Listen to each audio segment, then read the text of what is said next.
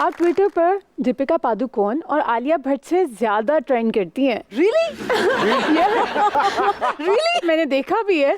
तो मुझे ये बताएं कि जो आपको ट्रोलिंग होती है उससे आप किस तरह मैनेज करती हैं और डिप्रेशन होता है उसकी वजह से? अच्छा, Deepika and Alia I think they are fantastic heroines of Bollywood, जिनका अब माशाल्लाह हॉलीवुड में भी एक बड़ा मार्क जो है बनने जा रहा है। दीपिका तो बन गया है, आलिया की भी रिलीज होने वाली है, but I would humbly not compare myself to them, क्योंकि मेरी जो ट्रोलिंग होती है, जो मुझे गालियाँ पड़ती हैं, जो फजूल किस्म के एक जिनसी हमले हो रहे होते हैं, वो दीपिका एंड आलिया का तो, या बाकी जितने भी इंडस्ट्री के शोबिस के या वगैरह वगैरह, इवन हमारी जो इंडस्ट्री की लड़कियां हैं जो ड्रामों में फिल्म्स में काम करती हैं, वो माशाल्लाह बहुत ट्रेंड कर रही होती हैं। So they all trending for the very good reasons.